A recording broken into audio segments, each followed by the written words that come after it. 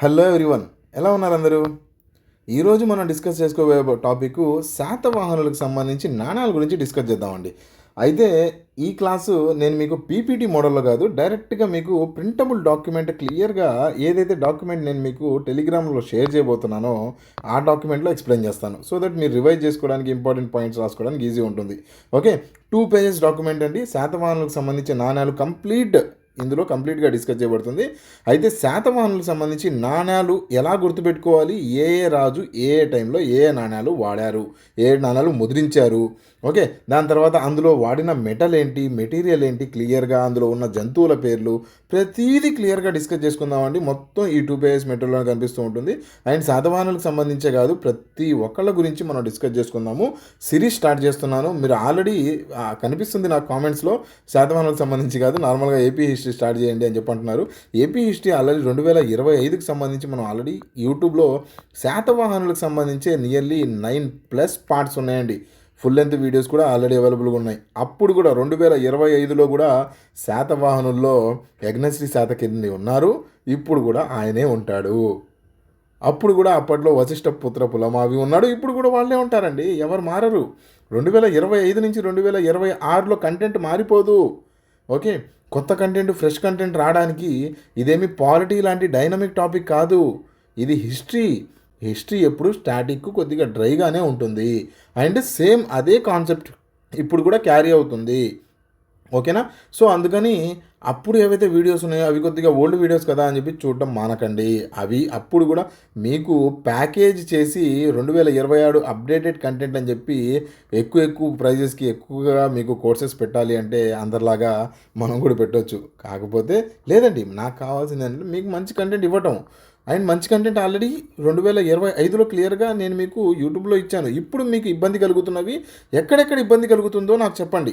Sir నాకు నాణ్యాలు గుర్తుండట్లేదు అన్నారు ఒకళ్ళు, నాణ్యాల కోసం వీడియో చేసిస్తాను.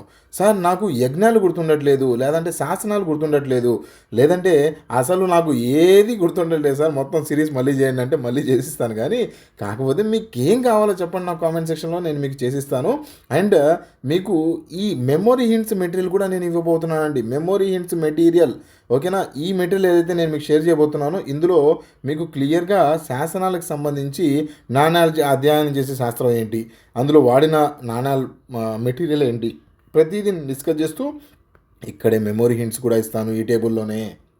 ఓకే, కంప్లీట్గా మెమొరీ హింట్స్ ప్రతి పార్ట్ ఎక్కడ చూసుకున్నా మీకు మెమొరీ హింట్స్ కనిపిస్తూ ఉంటాయి. ఓకే, మీరు సపరేట్గా నోట్ చేసుకోవాల్సిన లేదు. అండ్ ఒక బుక్కే నేను మీకు రెడీ చేస్తున్నాను. ఆల్రెడీ ఏపీపీఎస్సీకి సంబంధించి ఏపీ హిస్టరీ బ్యాచ్ మన దగ్గర ఆల్రెడీ ఉంది. జస్ట్ 299K మీకు క్విజ్ మెటీరియల్, దాని తర్వాత వీడియోస్, మెమొరీ హింట్స్ ప్రతిదీ అందులో దొరుకుతుంది.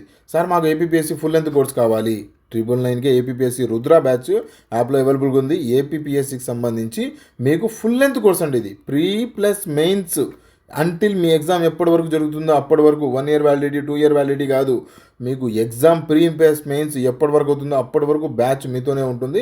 అండ్ ఇంకొక మెయిన్ పాయింట్ ఏంటంటే దీని గురించి చెప్పాల్సింది, మీకు ఇందులో క్లియర్గా గైడెన్స్ కూడా అవైలబుల్గా ఉంటుంది. ఓకే, ఒక ప్రైవేట్ మెంటర్షిప్ గ్రూప్లో యాడ్ చేయడం కానీ, అందులో మీకు క్లియర్గా ఏమేమి చదవాలి, మార్నింగ్ ఏం చదవాలి, ఈవినింగ్ ఏం చదవాలి అని చెప్పి మీకు మెసేజెస్ కానీ 1-to-1 ఉంటుంది. ఓకే, అందరి గ్రూపుల్లో మిమ్మల్ని వేసేసి కాదు, మీరు, నేను అండ్ ఇంకొక మెంటారు, ముగ్గురే ఉంటాం ఆ గ్రూప్లో. సో అందులో మీకు ప్రతిరోజు మార్నింగ్ మెసేజ్ రావడం కానీ, ఈవినింగ్ టెస్ట్ రావడం కానీ జరుగుతూ ఉంటుంది. ఓకే, సో ఒకసారి చూడడానికి ట్రై చేయండి. APPSC Rudra batch plus AP history batch యాప్లో అవైలబుల్గా ఉంది. సో మన వీడియో బిగిన్ చేసుకుందాము. ఫస్ట్ మనం చూసుకున్నాం అనుకుంటే, ఈ నాణ్యాలకి సంబంధించి శాతవాహనుల కాలంలో నాణ్యాలకు సంబంధించి మనం అధ్యయనం చేసే శాతవాహనుల కాలం కాదు, మామూలుగా ఒక నాణ్యాల గురించి అధ్యయనం చేసే శాస్త్రాన్ని మనం ఏమంటామంటే న్యూమిస్మాటిక్స్ అంటారండి. న్యూమిస్మాటిక్స్. అయితే ఈ సౌండ్ గుర్తుపెట్టుకోవడానికి ఫన్నీగా, మామూలుగా అయితే కొత్త నాణ్యాలు, కొత్త నోట్లు మీ చేతిలో పెట్టుకుంటూ ఉంటారు కదా. సరే, ముందు ఒక మాట చెప్పండి మీరు, దీనికి సంబంధించి కాదు, నాణ్యం అనగానే ప్రస్తుతం మనం వాడుతున్న నాణ్యం ఏంటండి? మనం వాడుతున్న నాణ్యాలను ఏమంటాం? రూపీ అంటాం కదా. ఈ రూపీ అనే పదం వినంలోనే హిస్టరీలో మీకు ఎవరు గుర్తొస్తున్నారో నా కామెంట్ సెక్షన్లో మెన్షన్ చేసి చూడండి. ఓకే, గుర్తొస్తున్నారా? ఎవరు గుర్తొస్తున్నారు? శేషా సూరి గుర్తొస్తున్నాడా? శేషా సూరి గుర్తున్నాడా? ఓకే, ఆయనకి ఈ రూపీకి ఉన్న సంబంధం ఏంటి? అనేది ఒకసారి నాకు మెసేజ్లో ఇలానే ఇంటర్లింక్ చేసుకోవాలండి. మీరు ప్రిపేర్ అవుతున్నప్పుడు హిస్టరీని, ఇండియన్ హిస్టరీ కాదు, ఏపీ హిస్టరీ కాదు, మీరు హిస్టరీ టాపిక్ చదువుతున్నారంటే అది గుర్తు రావాలి. ఈ రూపీని ఎవరు ఎవరు తయారు చేస్తారు, ముద్రించే కంపెనీలు కానీ, ముద్రించే సంస్థలు కానీ ఎక్కడ ఉన్నాయి, మన హైదరాబాద్లో ఉన్నాయా, లేదంటే దాని తర్వాత గుజరాత్లో ఉన్నాయా, ఎక్కడ ఉన్నాయి ముద్రిస్తున్నారు అని చెప్పి ఎకానమీ సబ్జెక్ట్ని లింక్ చేసుకోవాలి. ఓకే, కొత్త నోట్లని లేదంటే కొత్త రూపీస్ని ఎవరు ప్రింట్ చేయడానికి అప్రూవల్స్ ఇస్తారు, రిజర్వ్ బ్యాంక్ ఆఫ్ ఇండియా ఇస్తుందా, పార్లమెంట్ ఇస్తుందా అని చెప్పి పాలిటీని లింక్ చేసుకోవాలి. ఇలా మీరు ఒక టాపిక్ చదువుతున్నారంటే ఇలా మీ మైండ్లో ఇవన్నీ ప్రశ్నలు తిరిగితేనే, కన్ఫ్యూజన్ వస్తూ తిరుగుతూ ఆన్సర్ చేసుకుంటూ వెళ్తేనే మీరు ప్రిపేర్ అవుతున్నట్టు, లేదంటే మీరు ప్రిపేర్ అవుతున్నట్టు కాదు. మీకు కన్ఫ్యూజన్ వస్తేనే మీరు ప్రిపరేషన్లో ఉన్నట్టు, మీకు డౌట్స్ వస్తేనే మీరు ప్రిపేర్ అవుతున్నట్టు, లేదంటే లేదు. ఓకేనా? ఎనీవేస్, సో న్యూమిస్మాటిక్స్ గురించి మాట్లాడుతున్నాం కదా. నాణ్యాలకు సంబంధించి, ఒక నాణ్యానికి సంబంధించి అధ్యయనం చేసే శాస్త్రాన్ని న్యూమిస్మాటిక్స్ అంటారు. అధ్యయనం అంటే ఏంటి సార్? ఏం లేదు, ఆ నాణ్యానికి సంబంధించి ఎప్పుడు దొరికింది, ఎప్పుడు బయలుపడింది, దాంట్లో ఉన్న మెటీరియల్స్ ఏమేమి యూజ్ చేశారు, అది ఏ రాజు టైంలో కనుగొన్నారు, ఏ రాజు టైంలో ముద్రించారు, ఇవన్నీ దీనికి సంబంధించి మొత్తం హోల్ అండ్ సోల్. అండ్ ప్రస్తుతం ఉన్న రూపీ దాన్ని అధ్యయనం చేసేది, వేరే వేరే రాష్ట్రాల్లో, దేశాల్లో ఎక్కడెక్కడ ఏ కాయిన్స్ ఉన్నాయి, సో వీటన్నిటిని అధ్యయనం చేస్తే దాన్ని ఏమంటారంటే న్యూమిస్మాటిక్స్ అంటారు. ఓకే, సో ఈ న్యూమిస్మాటిక్స్కి సంబంధించి గుర్తుపెట్టుకోవడానికి ఒకటి, కొత్త కొత్త కొత్త కొత్త రూపాయి బిళ్ళలు మీ దగ్గర ఉంటాయి కదా, ఒకసారి అది చూడండి. న్యూ ఓకే, కొత్త కొత్త రూపాయి బిళ్ళలు కనిపించలోనే మేము ఏం చేస్తాము, న్యూ కాయిన్స్ కనిపించలోనే దాచిపెట్టుకుంటూ ఉంటాము. అవునా? కొత్త నోట్లు కానీ, కొత్త నాణ్యాలు కానీ ఏమన్నా కనిపిస్తూ ఉంటే మనం జాగ్రత్తగా దాచిపెట్టుకుంటూ ఉంటాం. అలానే సింపుల్గా న్యూ అనే పదాన్ని నాణ్యాలతో గుర్తుపెట్టుకోండి. లేదా ఫన్నీగా గుర్తుపెట్టుకోవాలంటే, మన నార్మల్గా డబ్బులు అంటే ఆశ ఎక్కువ ఉంటుంది, నాకు ఉందనుకోండి, డబ్బులు అంటే అందరికీ ఆశ ఎక్కువ ఉంటుంది. కాకపోతే మనం మామూలుగా ఏమంటూ ఉంటాము, మిస్, అమ్మాయిలకి ఎక్కువ ఆశ ఉంటుంది అని చెప్పి అంటూ ఉంటాం కదా. ఫన్నీగా గుర్తుపెట్టుకోండి. మీరు ఎంత ఫన్నీగా చదివితే అంత ఫన్నీగా మీకు ఎగ్జామ్లో గుర్తొస్తుంది. ఓకే, ఎగ్జామినేషన్లో టెన్షన్ ఉంటుందండి. ఆ టెన్షన్లో నాణ్యాలను అధ్యయనం చేసే శాస్త్రం ఏంటంటే న్యూమిస్మాటిక్స్ అంటారు, దాని తర్వాత సిసియాలజీ అంటారు, ఇలా చాలా పేర్లు ఉంటాయి. అందులో మీరు ఫన్నీగా టిక్ చేసి రావాలి అంటే ఆ టైంలో ఫన్నీగా గుర్తుపెట్టుకోవాలి. ఓకే, లెర్న్ విత్ ఫన్ అండి. రైట్, నెక్స్ట్, ప్రధాన లోహం ఏం వాడేవాళ్ళు అండి? శాతవాహన కాలంలో సీసాన్ని వాడేవాళ్ళు. ఓకేనా? సీసం మేజర్ క్వాంటిటీ, అంటే ఇప్పుడు ఫర్ ఎగ్జాంపుల్ ఇప్పుడు మన ప్రస్తుతం ఉన్న ఏదైనా వేరే నార్మల్గా ఫన్నీగా మీరు ఎవరిని గుర్తుపెట్టుకుంటారంటే, మన ఢిల్లీ సుల్తాన్స్ ఆ టైంలో మనకు తుగ్లక్ గుర్తున్నాడా మీకు? తుగ్లక్, ఓకే, పిచ్చి తుగ్లక్ అంటూ ఉంటాం కదా. ఆ టైంలో అతను నార్మల్గా మనం మాట్లాడుకుంటూ ఉంటాము, అతను తక్కువ లోహం, తక్కువ వాల్యూ ఉన్న నాణ్యాలని ఇచ్చేసి ఎక్కువ వాల్యూ ఉన్న డిమానిటైజేషన్ అంటూ ఉంటాం కదా. పాత నోట్లు ఉన్నాయా? ఇప్పుడు పాత నోట్లు మనం మోడీ గారి ప్రభుత్వం వచ్చినప్పుడు నోట్లు ఉన్నాయి కదా, ఆ నోట్లని ఏం చేశారు, పాత నోట్లు మీరు ఇచ్చేయండి సార్, మేము కొత్త నోట్లు ఇస్తామని చెప్పి అన్నారు కదా. అలానే తుగ్లక్ కూడా ఏం చేశాడు అప్పట్లో గుర్తుందా? తక్కువ వాల్యూ ఉన్న కాయిన్స్ని ఇచ్చేసి ఎక్కువ వాల్యూ ఉన్న కాయిన్స్ని తిరిగి ఇవ్వమని చెప్పి అందరినీ ఆదేశించాడు. ఓకే, దాని తర్వాత మింటింగ్ కూడా సరిగ్గా చేయలేదు. చాలా ఉన్నాయిలేండి దానికి స్టోరీలు, అందుకని అతన్ని పిచ్చి తుగ్లక్ అంటూ ఉంటారు. ఓకే, సో తుగ్లక్ పిచ్చోడు కాదండి, చాలా చాలా టాలెంట్ ఉన్న రాజు. కాకపోతే అతని ఆలోచనలు బాగా మంచి టాలెంటెడే వస్తాయి, కాకపోతే దాన్ని ఇంప్లిమెంటేషన్ చేయడం ఫెయిల్యూర్ అయ్యాడు. ఓకేనా? మంచి టాలెంటెడ్ పర్సనే, ఐక్యూ ఉన్న పర్సనే, కాకపోతే అతను ఇంప్లిమెంటేషన్లో ప్రాబ్లం అయింది అతనికి. ఓకేనా? మంచి గవర్నెన్స్ లేదు అతని దగ్గర, మంచి థాట్ ప్రాసెస్ ఉంది. అలాంటి వాళ్ళు సజెషన్ చేయడానికి ఉండాలి కానీ ఇంప్లిమెంటేషన్లో ఉండకూడదు. ఓకేనా? అంటూ ఉంటాం కదా సలహాదారులు, గుర్తుందా? సలహాదారులు ఎవరు? పాత గవర్నమెంట్లో మీ అందరికి తెలిసిందే. సరే, ఎనీవేస్, మనం రాజకీయాన్ని పక్కన పెట్టేసి ప్రస్తుతం దేని గురించి మాట్లాడుకుంటున్నాము? తుగ్లక్ గురించి కదా. తుగ్లక్ గురించి ఇండియన్ హిస్టరీలో మళ్ళీ మాట్లాడుకుందాం మనం. ఇప్పుడు ప్రధాన లోహం సీసం వాడతారండి, సీసం. ఓకే, ఒక కాయిన్ తయారు చేయడంలో డిఫరెంట్ మెటీరియల్స్ వాడుతూ ఉంటారు. డైరెక్ట్గా బంగారమే వాడారనుకోండి, బంగారం మెల్ట్ అయిపోతుంది, వేడికి ఎక్కువ మెల్ట్ అయిపోతుంది, పాడైపోతుంది, ఇలాంటివి జరుగుతూ ఉంటాయి. ఓకే, సో అందుకని సమ్ పర్సంటేజ్ ఆఫ్ లోహం వాడతారు, సమ్ పర్సంటేజ్ ఆఫ్ రాగి వాడతారు, తగరం వాడతారు, సీసం కూడా వాడతారు. ఓకేనా. సో ఈ ప్రధాన లోహం ఏవైతే ఉన్నాయో ఏంటయ్యా అది అంటే సీసం అని చెప్పి అనుకోవచ్చు. ఈ సీసంని ఎలా గుర్తుపెట్టుకుంటారంటే, మీరు చిన్నప్పుడు డబ్బులు దాచిపెట్టుకునే సీసాలు ఉండేయా, సీసా బాటిల్స్ ఉండేవి కదా. ఈ సీసాల్లో ఎవరు మన శాతవాహనులు సీసాల్లో ఈ చాలా కాయిన్స్ దాచిపెట్టుకున్నారు అని చెప్పి గుర్తుపెట్టుకోండి. అలా సింపుల్గా లింక్ చేసుకోండి. ఓకే, నేను ఆల్రెడీ క్లియర్గా ఇచ్చానండి, మెమరీ హింట్ కూడా క్లియర్గా ఇస్తున్నాను. స్క్రీన్లో ఒక చూపించట్లేదు, మీరు కామెంట్ సెక్షన్లో కూడా మెన్షన్ చేయండి. పీపీటీ మోడల్లో బాగుందా, ఇలా డైరెక్ట్గా పుస్తకం మోడల్లో మీకు బాగుందా అని చెప్పి నాకు మెన్షన్ చేసి దాన్ని బట్టి నేను మీకు నెక్స్ట్ టాపిక్స్ కంటిన్యూ చేస్తూ వెళ్తాను. అండ్ మర్చిపోకుండా మీకు ఏ టాపిక్స్ ఇంకా కావాలో కూడా నాకు మెన్షన్ చేయండి. ఓకే, సరే. నెక్స్ట్ పోటీన్ నాణ్యంలో ఏమేమి ఉండేవి అంటే రాగి, తగరం, సీసం వీళ్ళ మిశ్రమాలు ఉండేవి. సో ఇందులో చూసుకున్నాం అనుకుంటే పోటీన్ అనే సౌండ్ చూడండి, ప్రోటీన్లా ఉంది కదా. ప్రోటీన్ మీరు ప్రోటీన్ ఇంటేక్ బాగానే ఉందా లేదా? ప్రోటీన్ ఇంటేక్ బాగోలేకపోతే రాగి సీసా ఒకటి తీసుకోండి, రాగి బాటిల్ తీసుకోండి, అందులో వాటర్ తాగండి. ఓకేనా. ఇంటర్లింక్ అవుతున్నాయి కదా, ఇలా ఇంటర్లింక్ చేసుకుంటూ వెళ్ళాలి. ఇంటర్లింక్ చేసుకుంటూ వెళ్తే మీకు బాగా గుర్తుండిపోతాయి. ఓకే, సో రాగి సీసా, రాగి నాణెం, సీసా, ఓకే, ఇవన్నీ గుర్తుపెట్టుకోవడానికి ఇంటర్లింక్ చేసుకోండి, గుర్తుండిపోతుంది. ఓకే, దాని తర్వాత సీసము, రాగి, ప్రోటీను. రాగి సీసాలో వాటర్ తాగితే ప్రోటీన్ ఉంటుంది అన్నట్టు గుర్తుపెట్టుకోండి. కర్షపణకు సంబంధించి మనం వెండి ఎక్కువ ఉంటుంది, వెండి పర్సెంటేజ్ ఎక్కువ ఉంటుంది. అప్పట్లో కర్షపణాన్ని వెండి అనేవాళ్ళు, వెండి లోహాలతో ముద్రించేవాళ్ళు. దాని తర్వాత మనం సువర్ణ నాణ్యాలు, అంటే సువర్ణం అనే పేరులోనే మనకి బంగారు నాణ్యాలు ఉండేవి. అప్పట్లో రోమన్ నాణ్యాలు ఎక్కువ బంగారం అండ్ వెండి ఉండేది. ఓకే, గుర్తుపెట్టుకోవడానికి రోమన్ రిచ్ పీపుల్, బంగారం వెండి ఎక్కువ ఉండేది. సరేనా, అలా సింపుల్గా ఫన్నీగా గుర్తుపెట్టుకోవడానికే. నెక్స్ట్ వెండి నాణ్యాలు మొదటి శాతకర్ణి ఇష్యూ చేసేవాళ్ళు. మొదట వెండి నాణ్యాలు ఫస్ట్ శాతకర్ణి అంటే ఏంటి, శత అంటే సెంచరీ చేసిన ఆయన ఫస్ట్ వెండి మెడల్, బంగారు మెడల్ కాదు, వెండి మెడల్ వచ్చింది. ఫన్నీగా లాక్ చేసుకోండి, గుర్తుండిపోతుంది. బంగారు నాణం అంటే ఏముంది, గుర్తుండదు. కానీ వెండి మెడల్ వచ్చింది అనుకోండి శాతకర్ణికి, ఫస్ట్ సెంచరీ చేసినా సరే అప్పట్లో వెండి నాణాలే ఇచ్చేవాడు.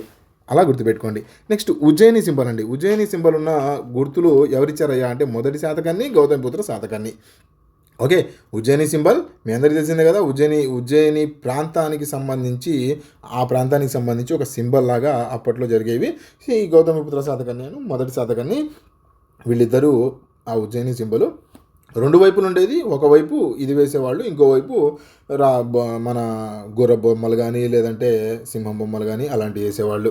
ఓకే, అయితే రెండు వైపులు ఉండేవండి. రెండు వైపులు రెండు భాషల్లో కూడా రాసేవాళ్ళు వీళ్ళు నాణ్యాలు. ఓకే, ఇక్కడ మీ అందరికీ ఒక చిన్న పాయింట్ చెప్పాలి. భాష, లిపి రెండు వేరండి. ఓకే, ఇప్పుడు ఎలా ఉన్నారు అని చెప్పి నేను రాశాను, ఎలా ఉన్నారు.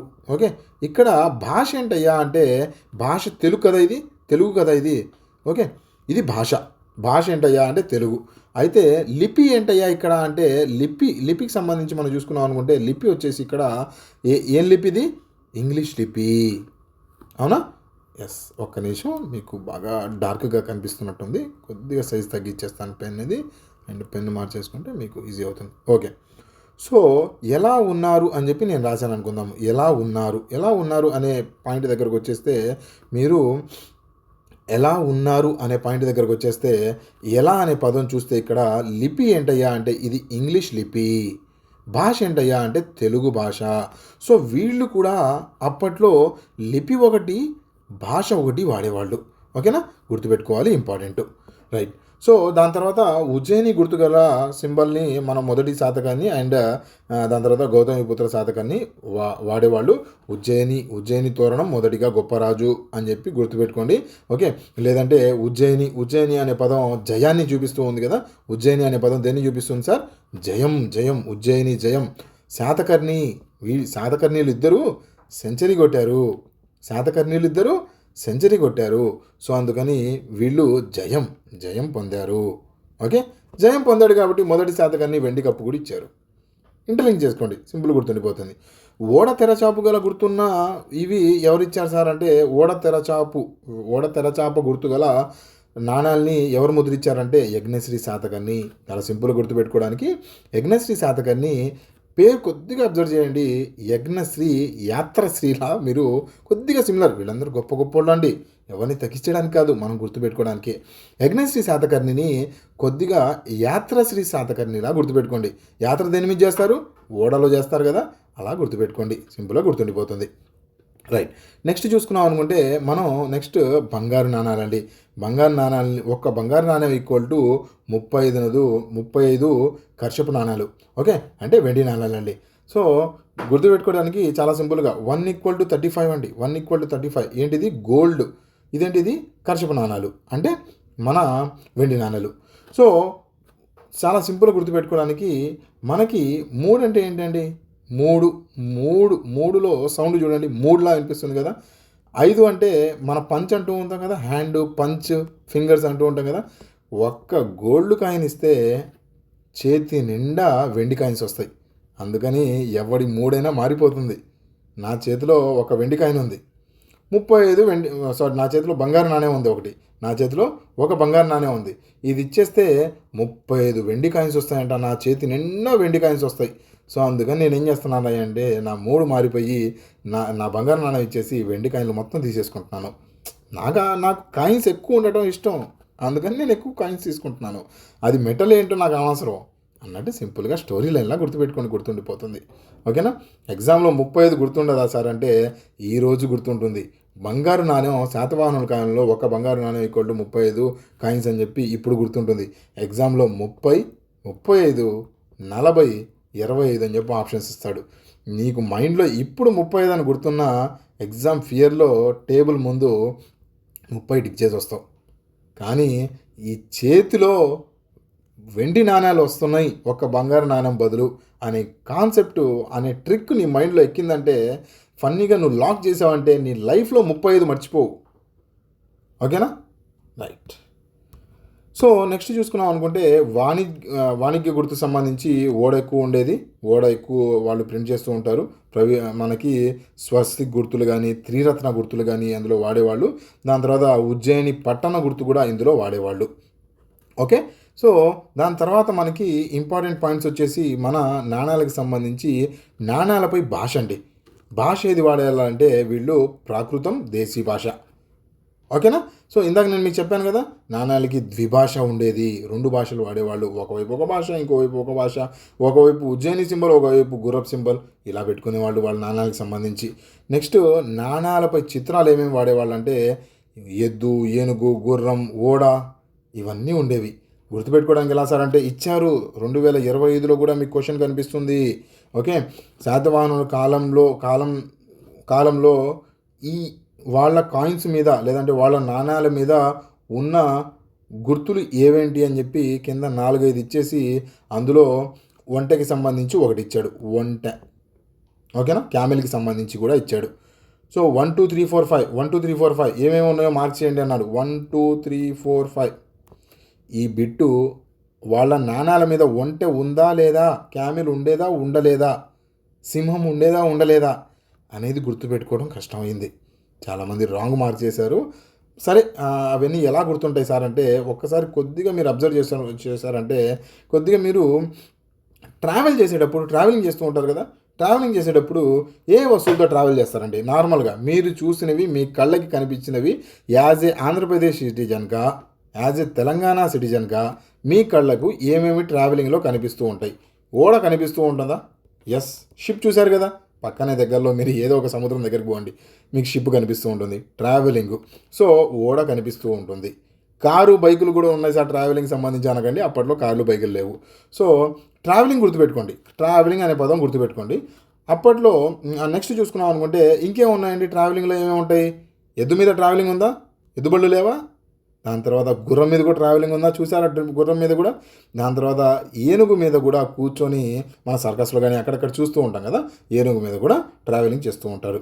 ఓకే, సో దాని తర్వాత ట్రావెలింగ్ చేసే అనుగుణంగా ఉండే అన్ని బొమ్మలు ఇందులో ఉండేవి. అప్పట్లో ట్రావెలింగ్ చేసేవాళ్ళు కదండి.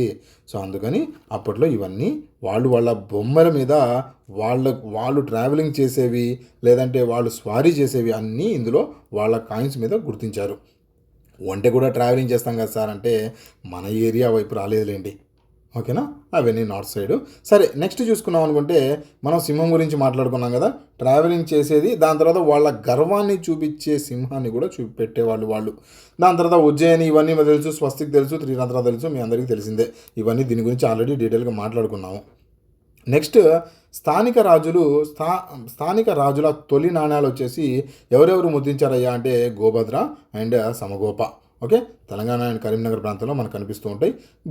గో అండ్ గో ఇద్దరి పేర్లలో కూడా మనకి ఆవు కనిపిస్తూ ఉంటుంది, గోభద్ర అండ్ సమగోప అని చెప్పి సిమిలర్గా లింక్ చేసుకుని గుర్తుండిపోతుంది. అండ్ నాణ్యాల్లో ఏ రకాలు ఉండేవండి? పోటీ నాణము, కర్షపణము. ఆల్రెడీ నేను మీకు చెప్పాను కదా, వెండి నాణ్యాలు, దాని తర్వాత పోటీ నాణ్యాలు, దాని తర్వాత బంగారు నాణ్యాలు, రోమన్ నాణ్యాలు, రెండు కలిపితే మనకి రోమన్ నాణ్యాలు అని చెప్పి అనుకోవచ్చు. అండ్ ఆ నాణ్యాలకు సంబంధించి రాజుల్ని లింక్ చేసుకోవాలంటే మొదటి శాతకర్ణికి సంబంధించి 2 పాయింట్లు ఉన్నాయి. గౌతమి శాతకర్ణి అండ్ యజ్ఞశ్రీ శాతకర్ణి. యజ్ఞశ్రీ శాతకర్ణికి సంబంధించి చెప్పాను కదా, యజ్ఞము లేదంటే యజ్ఞశ్రీ శాతకర్ణి, యాత్రశ్రీ శాతకర్ణి అంటే ఓడ తెరచాప గుర్తు గల నాణ్యాలు ఇతను ముద్రించాడు. దాని తర్వాత గౌతమిపుత్ర శాతకర్ణి, ఆయన ఉజ్జయిని సింబలు, దాని తర్వాత గౌతమిపుత్ర శాతకర్ణి పునర్ముద్రించిన నాణ్యాలు కూడా యూజ్ చేసేవాళ్ళండి ఇతను. ఓకే, వేరే రాజుల్ని ఓడించేసి వాళ్ళ నాణ్యాల మీద ఇతను కొద్దిగా పక్కన కట్ చేసేసి లేదంటే పంచ్ హోల్ అంటూ ఉంటాం కదా, పంచ్ మార్క్. మీ ఫోన్లో కెమెరా ఉందా?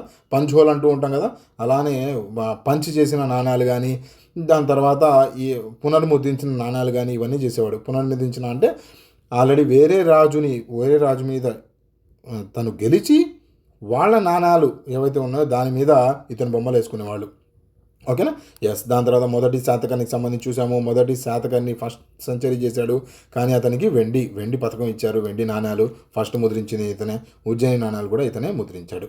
ఓకే, సో నెక్స్ట్ దాని తర్వాత నాణ్యాలు బయటపడిన ప్రాంతాలకు సంబంధించండి మనకి అంత ఇంపార్టెంట్ కాదు, కాకపోతే మీరు ప్రిపేర్ అయితే టైం ఉంది అనుకుంటే చూడండి.